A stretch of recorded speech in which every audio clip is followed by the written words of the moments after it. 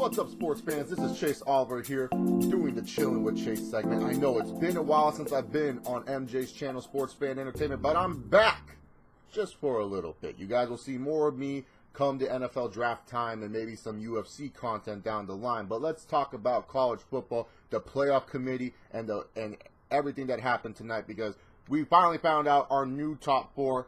I was very interested in what the college football playoff committee was going to be doing here for this selection, because this had to be the biggest and most toughest test for this college football playoff committee. I mean, they've never had it before where everything just went toppling down. Number 2, number 3, and number 4 all went down last weekend, and it was just like, oh my God, this hasn't happened since 1985. And back then, they were still like writing in who was the national champion winner. These guys had to figure out now who does belong into the top 4, who does belong in the upper echelon, who should make the playoffs. And then also the crazy thing is most of the top 10 also fell down too. I mean, number 8 Texas A&M, number 9 Auburn, they all went down too. They all lost crucial games as well. So it was like, dude, who's going to be in the top 10 overall? Because a lot of the top 10 teams, you know, this is one of the first years in college football that I can remember in quite some time where a lot of the top 25 teams have like multiple losses. You know, normally the top 10, a lot of the teams only have one loss. That the team that has 2 losses is probably that SEC team, that because the SEC gets all the bias and whatever, you know. But this top 10, it's very, very interesting. But really, a lot of people were focusing on what was going to happen with the top 4. Now, obviously, everyone knew that Alabama was safe, and judging by how we saw with the rankings tonight, I think Alabama is going to be a lock for the playoffs, even if they do slip up against Auburn. They already clinched the SEC West, so they're going to be playing in Atlanta for the SEC title against whoever represents the SEC East. So really, to be honest, Alabama, I think even if they just have one loss to Auburn, because that Auburn game is going to be a tough game for the Alabama, because I know a lot of Alabama fans like to think, oh, you know, the way Alabama's been looking, they're looking really dominant. Every time they've played a big game, they've blown out the other team. Yes, that is true, but still, I still would like to think that Auburn will play them tough. Auburn has been looking very, very good as of late. You know, they did play a close game with Georgia, and that was a tough matchup for Auburn. So really, to be honest here, I feel like Alabama, even if they do slip up against Auburn, as long as they win the SEC championship, they will be in the playoffs no matter what. Will they be the 1 seed still? Who knows? But I feel like Alabama, no matter what, especially after what was revealed tonight, they are safe. They will be locked in. They will be in the playoffs. So roll Tide for all of those Alabama Crimson Tide fans. But when it came down to number 2, Ohio State was kind of obvious, because out of all the other one-loss teams, they were still dominating other teams throughout the week. So Ohio State, easy number 2. Number 3 and number 4 is where it got interesting. How much do you weigh in Clemson and Michigan's loss? Because Washington, they played themselves out of the top 4 position, losing to a 6-3 USC team at that time. At home, you can't do that. You cannot be losing to it. I don't care how good USC has been playing as of late. They're still 6-3. And especially, this is the same USC team that got dominated by Alabama week 1. Like, do you really think that you're all chanting, we want Bama, we want to face Bama? People are writing about how you could beat Bama, and you actually think you could beat Bama after the performance you gave out to USC? Yes, SC has been playing much better than they did week 1 against Alabama, but that doesn't matter. It doesn't matter. That week 1 was week 1. We're in week 11. 10 weeks have passed, and they lost to USC. So Washington was out of the picture. There was only 3 teams in the picture. Louisville, whose their only loss is to Clemson. Clemson, who lost at home against Pittsburgh. And then Michigan, who lost on the road against Iowa. And the committee kind of favored Michigan a little bit more, giving them the number 3 position. Now, does that mean we're going to get 2 Big Ten teams into the playoffs? You see, the way I look at it is this. Ohio State needs to hope, and it's a big hope for Ohio State, because Michigan, as long as Michigan wins out, they're going to be representing the Big Ten. But Ohio State needs to hope Penn State loses at least 1 game. And looking at who Penn State has to play left, I think it's pretty clear that Penn State's going to be fine. They're going to have to play against Rutgers, who has not scored in the last 3 games and only have a total of 19 first downs. And then Michigan State, who is clearly on a rebuilding year. Ohio State, it doesn't matter if they beat Michigan. Since they lost to Penn State, they will not be in the Big Ten championship. So we could clearly, in certain situations, let's just say Ohio State, I assume they win next week. They go on and they beat Michigan. Then they go on Penn State, which, unless some act of God is just being really cruel to the Nittany Lions, there's no way they should lose the next 2 games. Penn State goes on. They end up beating up Rutgers. They end up beating up Michigan State. Then they take on Wisconsin in the Big Ten championship and win that.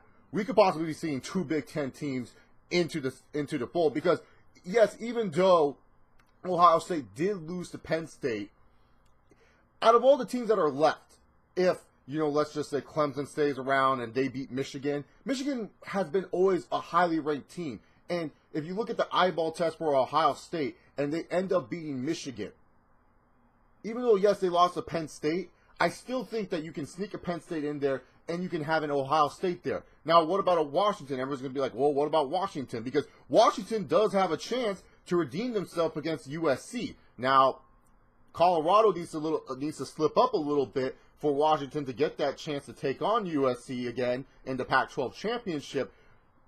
But I think Washington kind of ripped themselves off, because when it came to the Pac-12, like I said in the college football preview video I did many months ago, the Pac-12 beat each other up.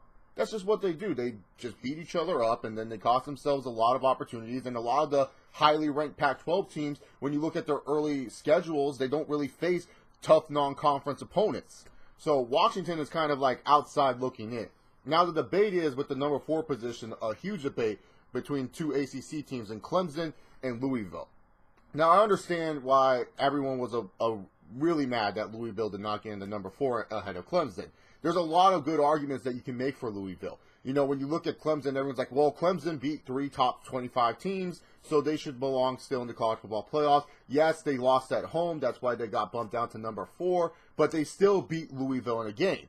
But then when you look at who Louisville and Clemson have faced, and you look at Louisville when they blow out the majority of the people that Clemson faced, Clemson against North Carolina State were struggling. They were struggling against North Carolina State, and everyone was trying to put in the seed that, oh, maybe North Carolina State can do the same thing to Louisville, yet Lamar Jackson ran all over North Carolina State's ass. And then when it came down to the Florida State game, you could argue Clemson should have not won that game against Florida State, and yet Lamar Jackson single-handedly destroyed Florida State. So when you look at common opponents and everything like that, take away your all top 25 and out-of-conference bullshit, Louisville kind of seems like the better team in this situation, and especially when you want to try to find a team that can be competitive against Alabama. Everyone's going to go look back at the national title game, but from the here and now, Deshaun Watson's not looking like the same Deshaun Watson he was last year. Deshaun Watson's kind of been making some bad reads, some bad throws as of late, and I don't even know what happened to his arm strength. He used to have a pretty decent arm that I can remember, and now he's throwing all these captain checkdown stuff. So when it comes down to it, when you look at Lamar Jackson, you look at Deshaun Watson, you look at Clemson and Louisville, it's a big argument there that, hey, should Clemson be ranked ahead of Louisville? Because when you look at Louisville, yeah, sure, they were struggling against Wake Forest, but hey, they scored 44 unanswered onto Wake Forest at the end of the day. They came back with 44 unanswered. Do I think Clemson could do that? No, not really. So really, to be honest, Louisville, what they are praying and what they are hoping for is for another Clemson loss, because that's the only way I see Louisville kind of going in, because with Clemson having that head-to-head matchup over them, I think that it's going to be hard for Louisville to try to sneak in there. Now, also, this can get messed up too, because, oh my God, I'm so excited for the next few weeks of college football. You guys don't even understand. Because in 2 weeks, if Michigan beats Ohio State, oh God, what's going to happen there? Does Louisville somehow sneak in? Does Washington somehow get back into the situation because they are going to be Pac-12 champions? What if the Washington ends up choking and Colorado somehow becomes the Pac-12 champion? What about Penn State? Because, Penn State, they're rooting for Ohio State to beat Michigan.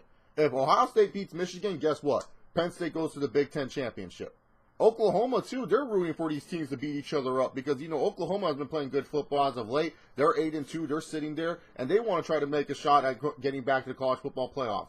So these upcoming college football playoffs, especially the rankings and the matches, they're going to be really, really insane. We're going to get an early preview of a college football playoff matchup in Ohio State and Michigan coming in a couple of weeks. Like I said, Alabama, they just have to watch out for that Auburn game.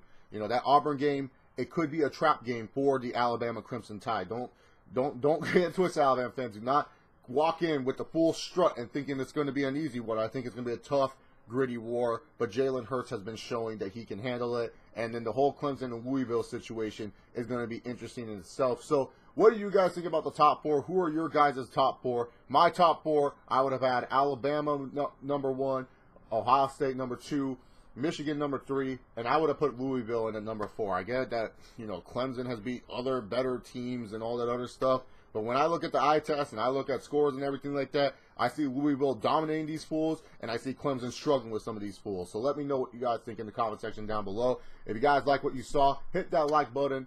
Make sure you guys subscribe to Sports Fan Entertainment and check out all the other great content creators on this channel. If you guys like me, subscribe to my channel down below. Anyways, thank you all for chilling with Chase. I'll see you guys in the future. Peace.